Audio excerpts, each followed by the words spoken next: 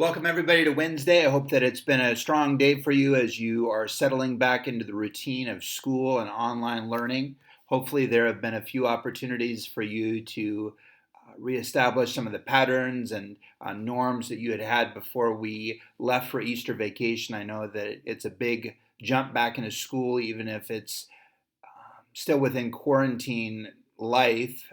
School is another added bonus or pressure that you guys have, and I get that. But I hope that more than anything, you're able to see some of the stability that comes from that, and the day-to-day presence is a good thing. And I hope that that's true for you, even as we hit the midweek point of this first week back.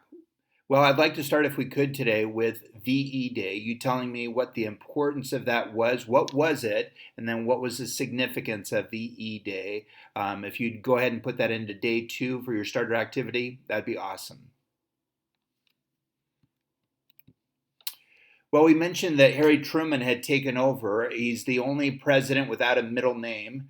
Many of you perhaps have heard or know about the significance of your middle name. Sometimes I've asked students in the past where their middle name came from or what it was, and they say I have no clue.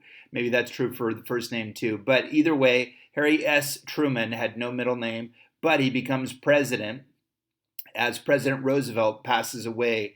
He had been kind of hanging in the wings as the vice president, but now, after 13 years, President Roosevelt is gone, and Harry S. Truman had to step up to the plate. We talked about his importance there at Potsdam as they made the decisions, the big three, along with obviously Churchill and Stalin, making key choices about how things were going to unfold at the end of World War II in Europe.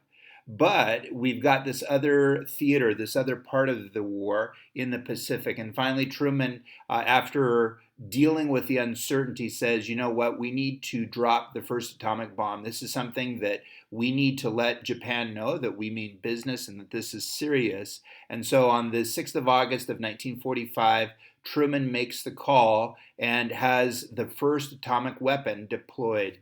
That's going to be flown in a plane called the Enola Gay. You can see that there on the lower left, and is flown by a guy named Paul Tibbets.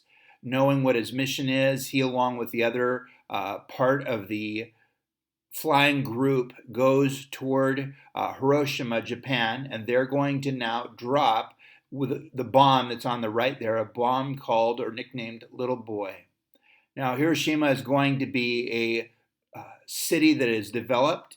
And as that bomb is deployed and falls from the sky, you're going to see almost 80,000 people instantly killed, or virtually instantly killed. Some of them are so close to the blast site that they're vaporized. Others of them, because of the burns and other wounds, are going to die either in the seconds or minutes or even hours after. Some of them, though, as we're going to talk about, are dealing with some other kind of ill effects that are going to come about due to radiation poisoning. I don't know if you're aware, but radiation can lead to some pretty awful stuff, vomiting and actually kind of burning from the inside. It's pretty bad. But again, the citizens of Hiroshima are going to be dealing with the effect, and suddenly Japan is on notice that this is going to be how America is going to attack them. When the world has not seen a nuclear bomb before, and suddenly they have a front row seat to what has transpired in Japan.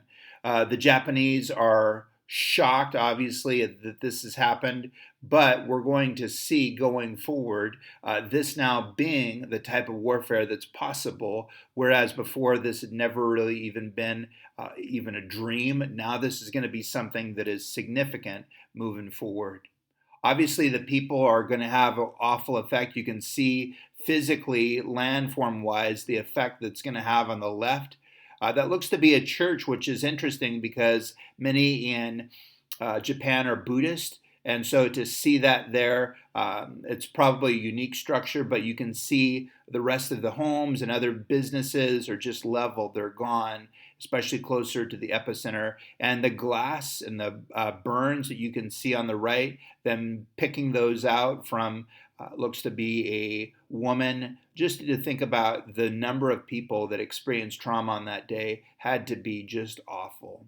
And it's something that's going to continue for the days and weeks beyond.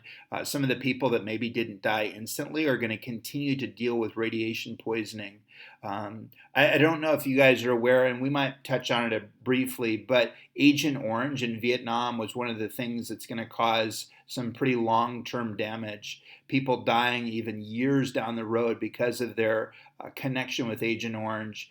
This is going to have a similar effect for some of the people that have been exposed to the radiation that was going to spell their demise even years down the road. Well, there it is on the left, Hiroshima's mushroom cloud, the famous image where you're going to see kind of the leftovers of that city, the cloud coming up and spelling or kind of signaling that the bomb had been successful. Now, we haven't gotten there yet, but there is the second atomic weapon, Nagasaki, there on the right. Again, we're going to see the date. We'll talk about that in a second, but the mushroom cloud that's going to be over that city. The Japanese are still waffling. They are not ready to accept complete and unconditional surrender. They're not sure what that would mean for their citizens and even the future as a country. And so the Americans said, you know what, we have to convince them, we have to make sure that we're signaling to them that we are not to be trifled with. This is going to be an all-important thing. And so 3 days after, the 6th was the first bomb, the 9th is going to be the second bomb, and we decided to drop the second atomic weapon, which is going to be nicknamed Fat Man. So Little Boy and Fat Man, we're going to see those two bombs now decimating two Japanese cities. The first is Hiroshima. The second city is going to be Nagasaki. Now, what's interesting is the bomb was deployed a little bit higher up, and so it's possible that if it had been dropped even further, that more people would have been killed. But a number of people obviously are going to die. Finally, on the 14th, we give them a little bit more time the second go around.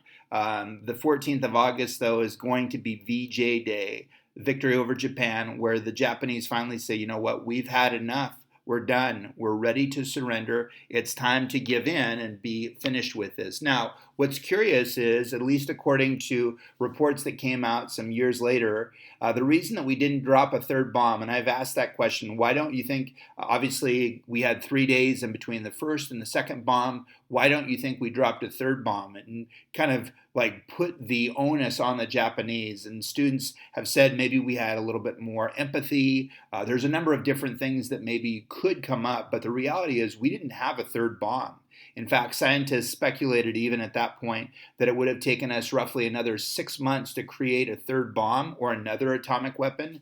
So we dropped everything that we had, and the Japanese finally 5 days after the second bomb are going to capitulate. They're going to surrender. And with that is going to bring the end officially of World War II. This is one of the most iconic photographs, and many of you have seen this. A couple strangers there in New York are going to kiss, celebrating the end of World War II. It's going to be a pretty significant moment for a lot of Americans across the country. This is going to spell the end of one of the rougher chapters that our country had had to face up to that point. Couple things for the outcomes, and then we'll be done with part one. As we think about this, obviously the war is over, and because of that, many people around the globe are going to celebrate.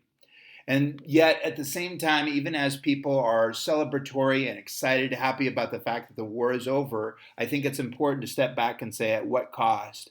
Well, we can see just based on statistics that over 35 countries are going to be connected with World War II, and 80 million are going to have some role within the war effort, whether that's going to be directly involved or maybe in a tertiary role. We're going to see that many people involved directly in the war. 15 million guys are going, well, troops are going to die, some women as well, but mainly men, and at the cost of over 300,000 Americans. World War II was a very, very significant conflict for the United States.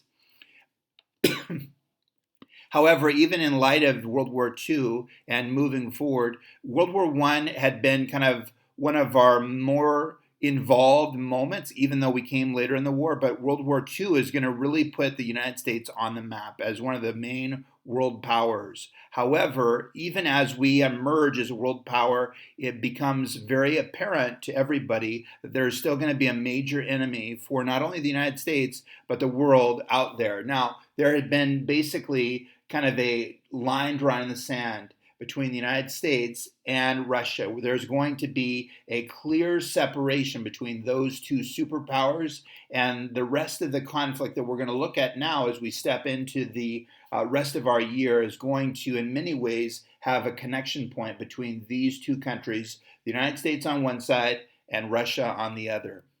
When we come back, we're going to be looking a little bit at how they're going to divide up, specifically Germany and Berlin within that.